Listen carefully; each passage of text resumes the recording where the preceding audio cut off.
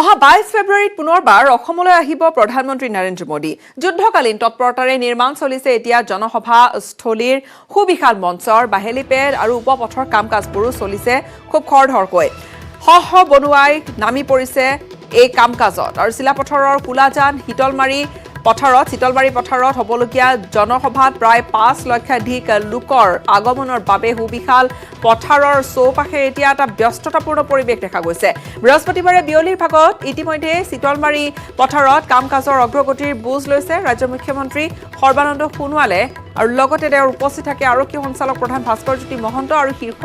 আন আৰক্ষী বিষয়াসকল। প্ৰধানমন্ত্ৰীগৰাকীয়ে জনসভা সম্বোধন কৰিবলগীয়া চিতলমাৰীত প্ৰতিদিনেই উপস্থিত থাকি স্থানীয় সাংসদ প্ৰদান বৰুৱা আৰু বিধায়ক ভুৱন পেগুৱে নিৰীক্ষণ কৰি গৈছে প্ৰতিটো দিশ। বিধানসভা নিৰ্বাচনৰ দিন ঘোষণা কৰাৰ সময়ত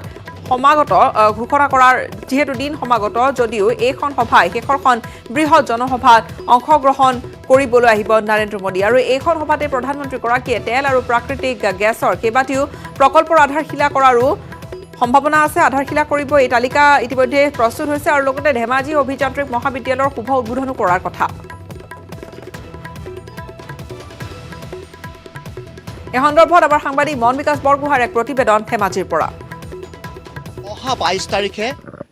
আমি উপস্থিত থকা এই কুলাজান চিতলমাৰীৰ পথাৰত উপস্থিত হ'ব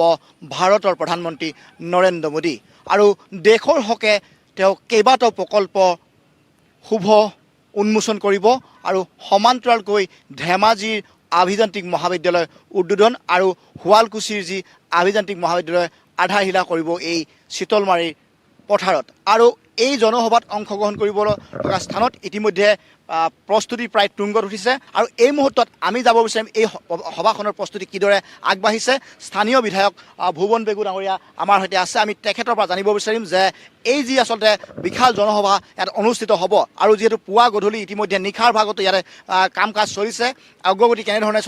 হৈছে আমি তেখেতৰ পৰা জানিব বিচাৰিম। পোনপ্ৰথমে আমি বিধায়ক ডাঙৰীয়া আছে, আমি তেখেতৰ পৰা জানিব বিচাৰিম যিহেতু প্ৰধানমন্ত্ৰীগৰাকী অহা 22 তাৰিখে আহিব, কেনেধৰণৰ প্ৰস্তুতি চলিছে, কিমান লোকৰ সমাগম ঘটিব? ইয়াততো আমি আশা ৰাখিছোঁ, যিটো প্ৰিপেৰেশ্যন আছে 5 লাখতকৈ অধিক মানুহ আমি আশা ৰাখিছোঁ। মোৰ সমষ্টিৰ পৰাই অকল জোনাই সমষ্টিৰ পৰাই আমি 1 লাখ মানুহ আমি প্ৰস্তুতি চলাইছোঁ। আমি ৰাতিপুৱা জোনাইত গোটেই ঘূৰিলোঁ, জোনাই বহুত মিটিং কৰিলোঁ। তাৰমানে মানুহ প্ৰধানমন্ত্ৰীক ধন্যবাদ দিয়াৰ কাৰণে যে এইটো এটা আমাৰ এই অঞ্চলৰ ইতিহাসৰ কাৰণে এইটো এটা সঁচা ভাবিব নোৱাৰা বিষয় যে নিজৰ 5 বছৰ কাৰ্যকালত তিনিবাৰ ধেমাজি জিলাত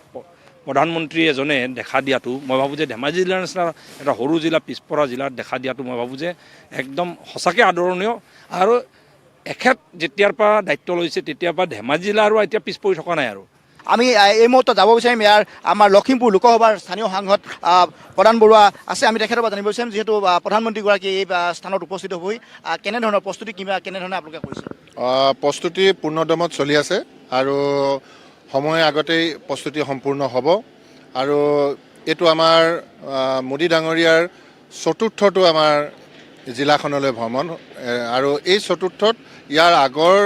কিবাৰ ভ্ৰমণতকৈ আৰু অধিক আমি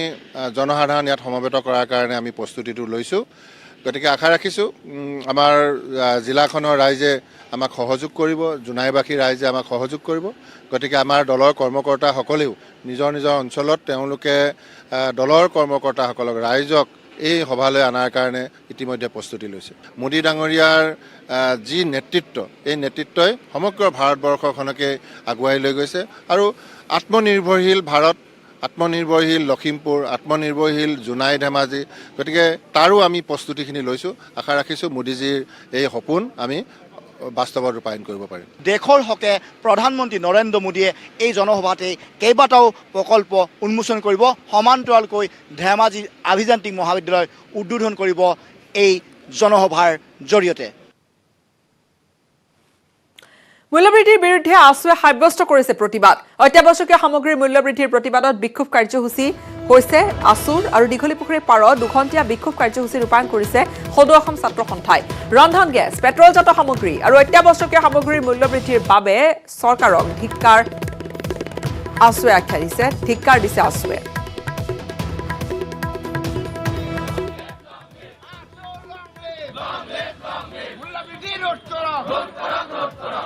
মূল্যবৃদ্ধি রোধ করক বিজেপি সরকার হায় হায় বিজেপি সরকার হায় হায়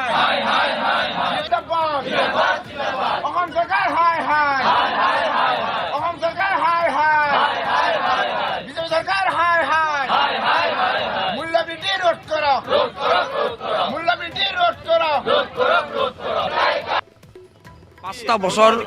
তেওঁলোকৰ কাৰ্যকাল শেষ হ'ব হ'ল কিন্তু এতিয়াও তেওঁলোকে অকল প্ৰতিশ্ৰুতিৰ ওপৰতে ৰাজনীতি কৰি আছে গতিকে আজি সদৌ অসম ছাত্ৰ সন্থাই আমি আহ্বান মৰ্মে গুৱাহাটী মহানগৰীত আমি বিক্ষোভ কাৰ্যসূচী গ্ৰহণ কৰিছোঁ আৰু এই বিক্ষোভ কাৰ্যসূচীত আমি প্ৰতিবাদ জনাব বিচাৰিছোঁ আৰু অতি শীঘ্ৰে মূল্য বৃদ্ধি ৰোধৰ কাৰণে আমি যি ব্যৱস্থা চৰকাৰৰ ব্যৱস্থা ল'বৰ কাৰণে আমি অনুৰোধ জনাইছোঁ হয় গোটেই অসমতে আমাৰ সদৌ অসম ছাত্ৰ সন্থাৰ আহ্বান মৰ্মে গোটেই অসমতে বিক্ষোভ কাৰ্যসূচী লোৱা হৈছে আজিৰ দিনটো ইফালে বৰপেটাতো মূল্যবৃদ্ধিৰ প্ৰতিবাদ হৈছে প্ৰতিবাদী কাৰ্যসূচী ৰূপায়ণ কৰিছে বিক্ষোভ কাৰ্যসূচী কৰিছে আছুৱে সমগ্ৰ ৰাজ্যৰ লগতে বৰপেটাতো আছুৰ বিক্ষোভ পেট্ৰলজাত সামগ্ৰী লগতে অত্যাৱশ্যকীয় সামগ্ৰীৰ মূল্যবৃদ্ধিৰ প্ৰতিবাদত বৰপেটাত আছুৰ এই প্ৰতিবাদী কাৰ্যসূচী খাদ্য সামগ্ৰীকে ধৰি অন্যান্য অত্যাৱশ্যকীয় সামগ্ৰীৰ আকাশলংঘী মূল্যবৃদ্ধিৰ প্ৰতিবাদত সদৌ অসম ছাত্ৰ সন্থাৰ আহ্বান মৰ্মে বৰপেটা আঞ্চলিক ছাত্ৰ সন্থাই বিক্ষোভ কাৰ্যসূচী ৰূপায়ণ কৰে বৰপেটা জিলা ছাত্ৰ সন্থাৰ কাৰ্যালয় শ্বহীদ ভৱনৰ সন্মুখত শুকুৰবাৰে জিলা ছাত্ৰ সন্থাৰ সভাপতি কৃষ্ণকান্ত দাসৰ নেতৃত্বত বৰপেটা আঞ্চলিক ছাত্ৰ সন্থাৰ কৰ্মীসকলে বিক্ষোভ প্ৰদৰ্শন কৰে আৰু ইফালে একেধৰণে ৰাজ্যৰ ভিন্ন প্ৰান্তৰ লগতে বোকাখাততো আছুৱে প্ৰতিবাদী কাৰ্যসূচী ৰূপায়ণ কৰিছে আজি আছুৱে বিক্ষোভ কাৰ্যসূচী পালিছে বিভিন্ন ঠাইত পালন কৰিছে বিভিন্ন ঠাই জিলাই আছুৱে প্ৰতিবাদ সাব্যস্ত কৰিছে এয়া বোকাখাতৰ দৃশ্য বোকাখাত মহকুমা ছাত্ৰ সন্থায়ো গেছ চিলিণ্ডাৰ পিঁয়াজ মিঠাতেল এইবোৰৰ বটল সন্মুখত লৈ ৰাজপথত প্ৰতিবাদ সাব্যস্ত কৰিছে আছু কৰ্মীয়ে চৰকাৰৰ বিপক্ষে শ্লোগান দি পৰিৱেশ উত্তাল কৰি তোলে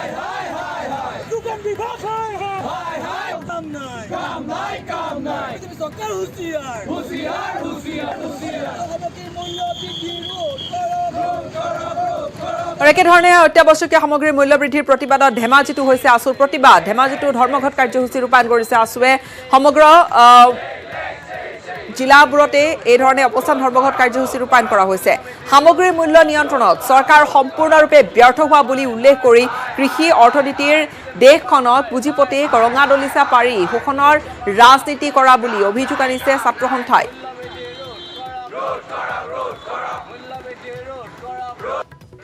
ইফালে নলবাৰীতো সদৌ অসম ছাত্ৰ সন্থাৰ আহ্বান মৰ্মে নলবাৰী জিলা ছাত্ৰ সন্থাৰ বিক্ষোভ কাৰ্যসূচী অত্যাৱশ্যকীয় সামগ্ৰীৰ মূল্য ৰোধৰ দাবীত এই ধৰণে বিক্ষোভ ৰূপায়ণ কৰিছে বিক্ষোভ প্ৰদৰ্শন কৰিছে পেট্ৰল ডিজেলৰ দাম ঊৰ্ধ্বমুখী হোৱাৰ লগে লগে প্ৰতিবাদী কাৰ্যসূচী ৰূপায়ণ কৰিছে আৰু চৰকাৰক ধিক্কাৰ দিছে সদৌ অসম ছাত্ৰ সন্থাই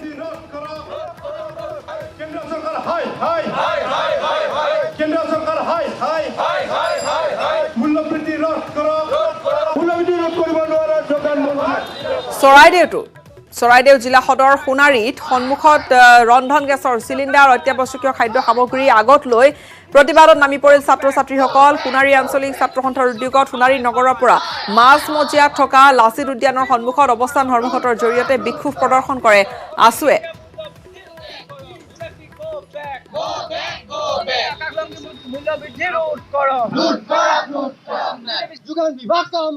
আপুনি চাইছে বিয়লিৰ হেডলাইন্স ডিব্ৰুগড়ৰ এচিড আক্ৰমণত আহত মহিলাৰ স্বাস্থ্যৰ বুজ ল'লে মন্ত্ৰী পীযুষ হাজৰিকাই মহিলাগৰাকীৰ স্বাস্থ্য প্ৰত্যক্ষ কৰি গভীৰ দুখ প্ৰকাশ কৰি ক'লে যে অসমত এনে ঘটনা নজিৰবিহীন শুকুৰবাৰে পুৱাই অসম চিকিৎসা মহাবিদ্যালয় হাস্পতালত উপস্থিত হৈ মহিলাগৰাকীৰ চিকিৎসাৰ সকলো খৰচ ৰাজ্য চৰকাৰে বহন কৰিব বুলিও প্ৰতিশ্ৰুতি দিছে পীযুষ হাজৰিকাই ইয়াৰ উপৰি পৰৱৰ্তী সময়তো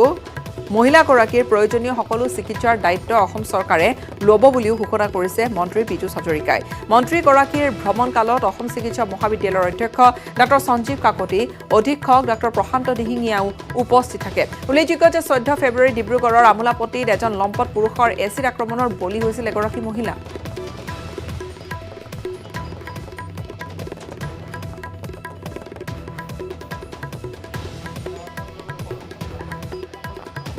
ঘটনাটো অত্যন্ত উদ্বেগজনক আৰু অত্যন্ত বেয়া ঘটনা এটা হৈছে অসমত আগতে এনেকুৱা ঘটনা হোৱা আমি শুনাও নাছিলোঁ দেখাও নাছিলোঁ মই গৰিহণা দিছোঁ এনেকুৱা ঘটনা কেতিয়াও হ'ব নালাগে দোষী ইতিমধ্যে কৰায়ত্ব কৰি শাস্তি বিহাৰ ব্যৱস্থা কৰা হৈছে এতিয়া ছোৱালীগৰাকীক ট্ৰিটমেণ্ট কৰি আমি বচোৱাটো তেখেতৰ তেনেকুৱা ডেঞ্জাৰাছ একো নাই খুব ভালদৰে আছে কিন্তু সকলোৱে জানে যে এচিড এটেক হ'লে ক'ৰবাত প্লাষ্টিক সাৰ্জাৰী লাগে বা দাগসমূহ যাবলৈকে কিছু কাম কৰিব লাগে এই ট্ৰিটমেণ্ট এই ছোৱালীজনীৰ ট্ৰিটমেণ্ট আমি সম্পূৰ্ণভাৱে বিনামূলীয়া গোলাঘাটৰ সৰু পথাৰত বিজেপিৰ নিৰ্বাচনী ৰণসিঙা সৰু পথাৰৰ বিধায়িকা ৰছলিনা তিৰ্কীক নিমাতী কন্যা আখ্যা মন্ত্ৰী ডক্টৰ হিমন্ত বিশ্ব শৰ্মাৰ সৰু পথাৰ সমষ্টিৰ বিধ্বস্ত বাট পথ দেখি নিজকে লোক নিৰ্মাণ বিভাগৰ মন্ত্ৰী হিচাপে লজ্জিত বুলিও ক'লে হিমন্ত বিশ্ব শৰ্মাই সৰু পথাৰ সমষ্টিৰ অসম নাগালেণ্ড সীমান্তৰ উৰিয়ামঘাটৰ মিঠিংগা নগৰত 21খন জিলাৰ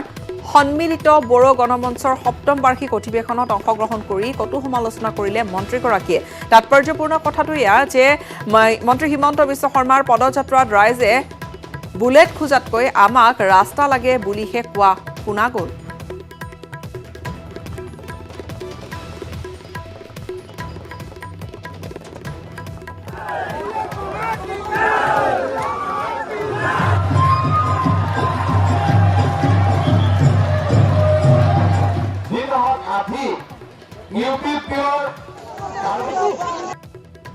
আজি মই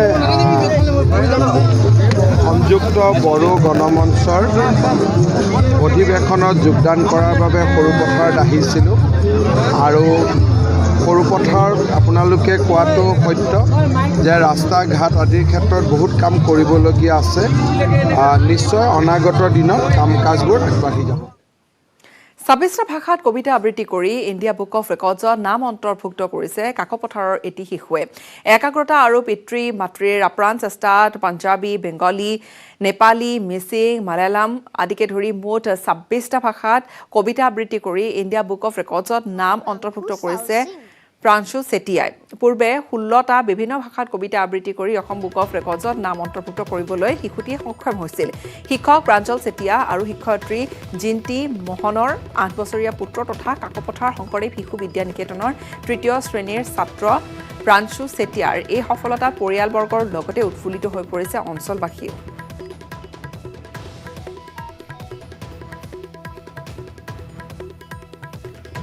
মিচিং লেংগুৱেজ দনচিৰি দনবৰা অন্য শিশুৰ তুলনাত তাৰ আইকিউটো অলপ হাই কাৰণ সি কিবা এটা কোৱাৰ লগে লগে মনত ৰাখিব পাৰে এইটো তাৰ প্লাছ পইণ্ট আৰু প্ৰথমতে সি আসাম বুকছ অফ ৰেকৰ্ডত 16টা বিভিন্ন ভাৰতীয় ভাষাত কবিতা আবৃত্তি কৰিছিল তাৰপিছত 26টা ভাৰতীয় বিভিন্ন ভাষাত কবিতা আবৃত্তি কৰি ইণ্ডিয়া বুকছ অফ ৰেকৰ্ডত নিজৰ নাম সন্নিৱিষ্ট কৰিবলৈ সক্ষম হৈছে কলেবৰা হালনা চাহ বাগিচাত সংঘটিত হৈছে এটা নৃশংস হত্যাকাণ্ড অমীৰ ভূমিজ নামৰ এজন লোকে চুকা দাৰে ঘপিয়াই হত্যা কৰে গৌতম মল্লিক নামৰ আন এজন ব্যক্তিক হালনা চাহ বাগিচাৰ পোষ্ট অফিচ লাইনৰ সমীপত সংঘটিত হৈছে এই নৃশংস হত্যাকাণ্ড ঘটনা সংঘটিত কৰিয়ে হালনা আৰক্ষী চকীত আত্মসমৰ্পণ কৰিছে হত্যাকাৰী অমীৰ ভূমিজে এটা সৰু কথাতে হাই কাজিয়া লাগিছিল তৰ্কাতৰ্কি হৈছিল আৰু তাৰ বাবে এনে এটা হত্যাকাণ্ডৰ পৰিণতি হ'ল অভিযোগ অনুসৰি নিহত গৌতম মল্লিক ঘৰৰ কোনো সদস্যই প্ৰতিবেশী অমীৰ ভূমিজৰ ঘৰত বেপাৰীক বিক্ৰী কৰিবৰ গোটাই থোৱা হৰা চুলি চুৰি কৰিছিল আৰু এই কথাক লৈ কাজিয়াৰ সূত্ৰপাত ঘটে তাৰ মাজতে চুলাই মদৰ ৰাগীত মাতাল অমীৰ ভূমিজে হাতত চাহ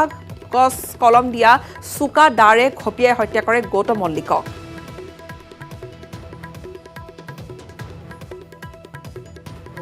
ঘৰত নাছিলে কামৰ পৰা আহিছে মানে এই অকমান ঘৰৰ ওচৰৰ মানুহ এজনৰ মানে মাইকী মানুহৰ চুলি লৈ মানে অলপ কাজিয়া হোৱাৰ কাৰণে মানে এই দুৰ্ঘটনাটো ঘটিল তেওঁৰ পত্নীৰ সৰা চুলিবিলাক গোটাই থৈছিলে গোটাই থওঁতে গৌতম মল্লিকৰ তেওঁলোকৰ কোনোবা পৰিয়ালৰ লোকে লৈ আনিছিলে সেইটো বিষয় লৈ তেওঁলোকৰ মাজত কাজিয়া হয় পিছত অমীৰ ভূমিজে খং উঠি তেওঁ গৌতম মল্লিকক দাৰে শিক্ষা বিভাগে মুখ্যমন্ত্ৰীৰ নিৰ্দেশ অৱমাননা কৰাৰ গুৰুতৰ অভিযোগ এই গুৰুতৰ অভিযোগ অসম ৰাজ্যিক প্ৰাথমিক শিক্ষক সন্মিলনীৰ প্ৰধান সম্পাদক ৰাতুল বৰাই কৰিছে এই গুৰুতৰ অভিযোগ প্ৰাথমিক বিদ্যালয়ত প্ৰধান শিক্ষকৰ পদ সৃষ্টি কৰা স্নাতক শিক্ষকৰ বকেয়া আদায় দিয়াকে ধৰি বহু দাবীৰে শিক্ষকসকলে আন্দোলন কৰি আহিছে কিন্তু আজিও এই দাবী পূৰণ নহল যাৰ বাবে আজিও নহল প্ৰাথমিক বিদ্যালয়ৰ প্ৰধান শিক্ষকৰ পদ নিজৰ প্ৰাপ্যৰ দাবীত 20 ফেব্ৰুৱাৰীত পুনৰ প্ৰাথমিক শিক্ষকৰ প্ৰতিবাদী কাৰ্যসূচী তেওঁলোকে ঘোষণা কৰিছে জিলাই জিলাই শিক্ষা বিষয়ৰ কাৰ্যালয় ঘেৰাও কৰিবলৈ সাজু হৈছে শিক্ষকসকল বোকাখাটত এই ঘোষণা কৰিলে ৰাজ্যিক প্ৰাথমিক শিক্ষক সন্মিলনীৰ প্ৰধান সম্পাদক ৰাতুল গোস্বামীয়ে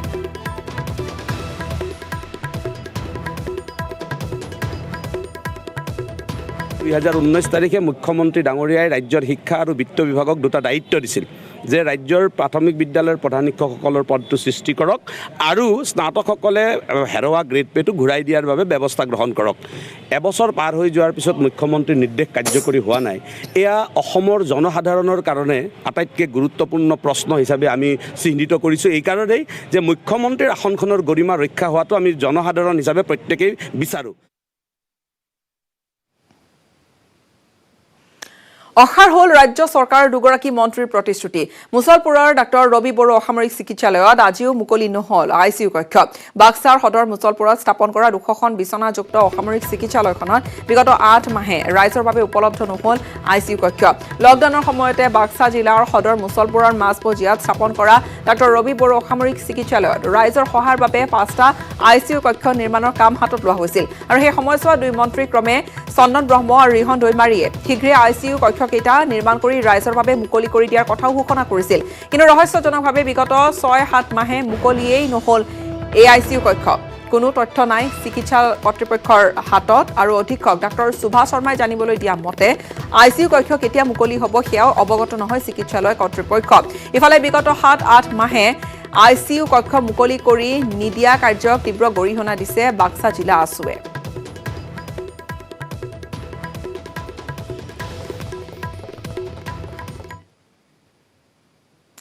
সাংসাৰীত পুৰবী ডায়েৰীৰ নতুন এটা প্ৰকল্পৰ পুনৰ শুভ উদ্বোধন কৰা হৈছে সাংসাৰীত পুৰবী পশু পুষ্টি নামৰ পশু খাদ্যৰ কাৰখানাটো পুনৰ আৰম্ভণি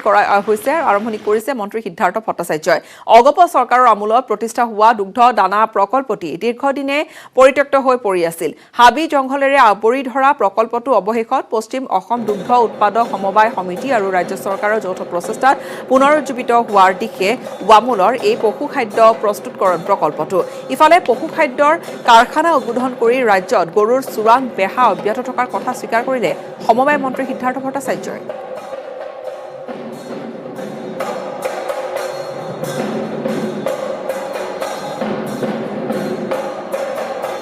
আগতে ইয়াত ষ্টেট ফিডৰ এটা এনিমেল ফিড প্লান্ট আছিলে কিন্তু এইটো মৰি গৈছিলে তেখেতসকলে বৰ্তমান এইটো পুনৰ্জীৱিত কৰিছে আৰু ইয়াৰ যেটো উৎপাদিত সামগ্ৰী এইটো এটা উন্নতকৰণৰ বাবে প্ৰচেষ্টা হাতত লৈছে আমাৰ যেটো আমূল আছিলে